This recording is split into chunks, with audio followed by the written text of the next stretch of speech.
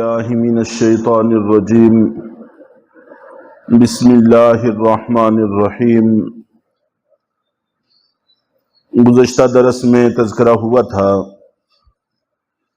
کہ مسلمانوں کو ہجرت بھی کرنی پڑی، قتال بھی کرنا ہوا، اور اس میں بہت سارے حضرات شہید بھی ہوئے، اور زمانہ بالکل ابتدائی تھا جس میں بے سر و سامانی بھی تھی، سامان کی کمی تھی، کمزوری بھی تھی، ضعف بھی تھا۔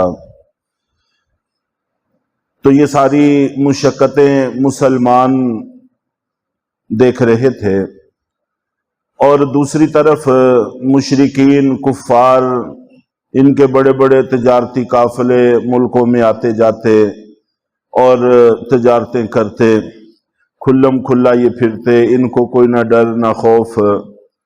تو ایسی حالت کہیں مسلمانوں کو دھوکے میں نہ ڈال دے، اس کا تذکرہ ہے۔ لا یغرنک تقلب الذین کفروا فی البلاد۔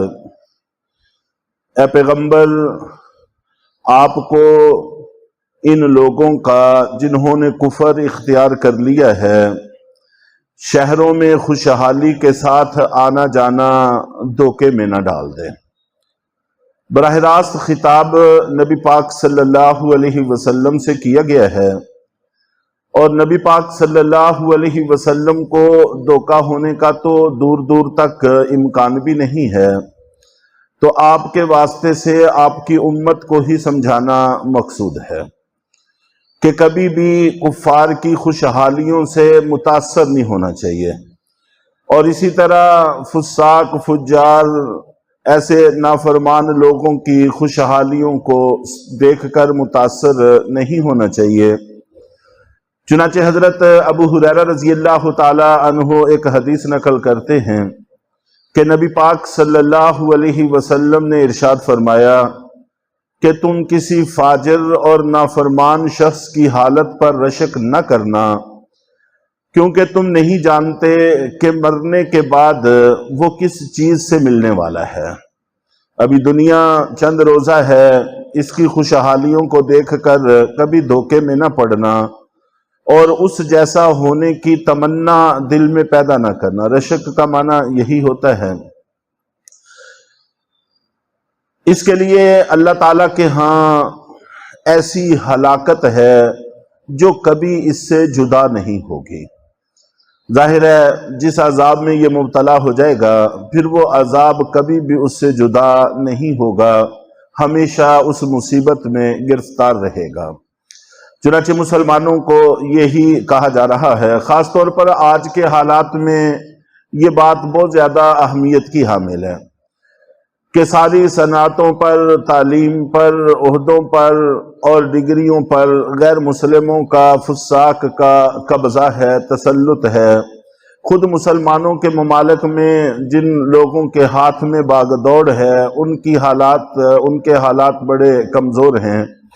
تو ان چیزوں کو دیکھ کر عام مسلمانوں کو کسی دھوکے میں مبتلا نہیں ہونا چاہیے۔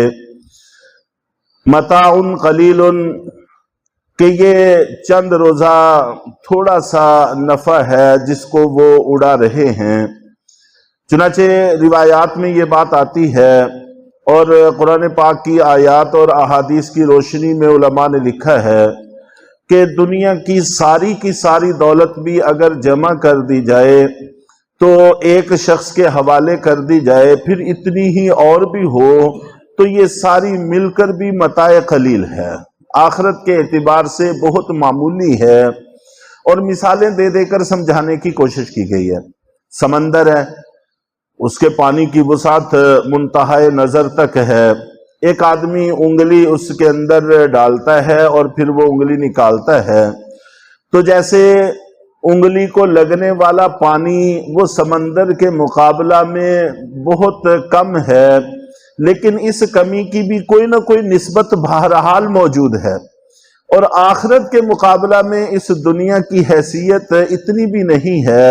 اللہ تعالیٰ جس وقت آخرت قائم ہوگی تو وہاں جہنم کی گرم ہوا کا ایک جھونکا ان سب کفار اور فساق کو دنیا کی ساری عیاشیاں بھلا کے رکھ دے گا، اور جو غریب مسلمان اور صلحاء اور نیک لوگ ہیں ان کو جنت کی ٹھنڈی خوشبودار راحت بخش ہوا کا ایک جھونکا دنیا کی ساری پریشانیاں، مصیبتیں اور مشقتیں بھلا کے رکھ دے گا۔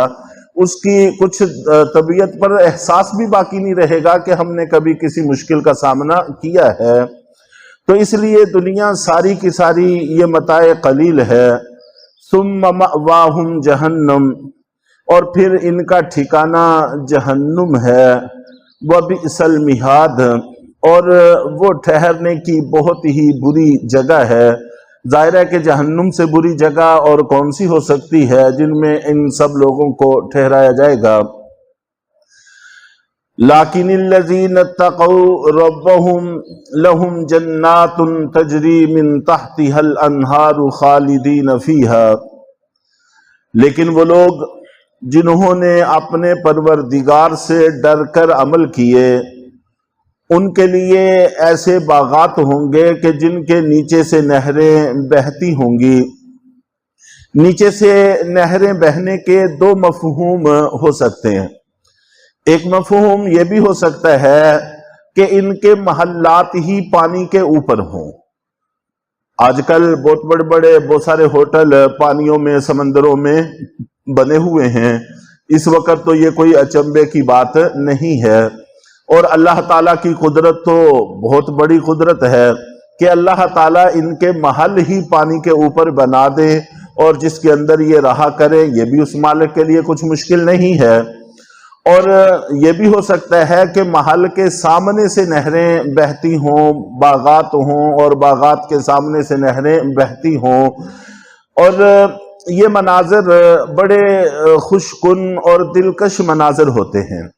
جو لوگ سیاحت کے لیے ایسے علاقوں میں جاتے ہیں اور پھر ایسی بلڈنگوں میں، ایسے ہوٹلوں میں، ایسے مکانوں میں ٹھہرتے ہیں جو دریاؤں کے، سمندروں کے کناروں پر ہیں، ان کو اس کا پورے طور پر احساس ہے کہ یہ بڑا دلکش منظر ہوتا ہے جو طبیعت کو بڑی راحت بخشتا ہے۔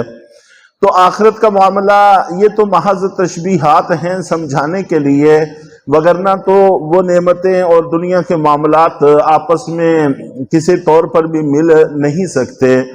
نبی پاک صلی اللہ علیہ وسلم کا فرمان ہے کہ جنت کی حور کا دوپٹہ اتنا قیمتی ہوگا کہ پوری دنیا کا مال و دولت مل کر بھی اس کا مقابلہ نہیں کر سکتا۔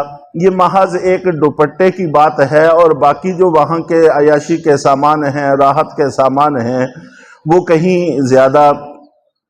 تو بہرحال ایسے باغات ہوں گے، اور عین ممکن ہے کہ دونوں چیزیں ہوں، ان کے محلات سمندر کے، دریاؤں کے پانیوں پر ہوں، اور باغات ہوں، اور باغات کے سامنے سے پھر نہریں بھی بہتی ہوں، تو دونوں طرح کے مناظر ان کو میسر ہوں۔ جن کے نیچے سے نہریں بہتی ہوں گی، خالدین فیہا نزلا من عند اللہ، یہ اللہ کی طرف سے مہمانی ہوگی جس میں وہ ہمیشہ رہیں گے۔ جنت اللہ کی مہمانی ہے، اور اس مہمانی میں پھر وہ ہمیشہ رہیں گے، اور کبھی بھی اس سے ان کو نہیں نکالا جائے گا۔ اور اس کو مہمانی کہہ کر اس طرف بھی اشارہ کیا ہے کہ میزبان اگر کریم ہو تو مہمان کو اپنی ضرورتیں حاصل کرنے کے لیے کوئی مشقت نہیں اٹھانی پڑتی، کوئی فکر نہیں کرنی پڑتی، بڑی بے فکری کے ساتھ ہر ضرورت کا خیال رکھنے والے لوگ گھر کے اندر موجود ہوتے ہیں۔ تو گویا کہ یہ ساری فکر اللہ کریں گے، یہ بالکل بے فکر ہو کر پرسکون زندگی گزاریں گے، ان کو کسی روزگار کی کوئی فکر نہیں ہوگی۔ فکریں بھی انسان کے لیے بڑی مصیبت کا باعث بنتے ہیں، ہر طرح کے تفکرات سے ان کے ذہن خالی ہوں گے۔ جیسے مہمان کے، جو ایک کریم میزبان کا مہمان ہو، اس کا ذہن تفکرات سے خالی ہوتا ہے۔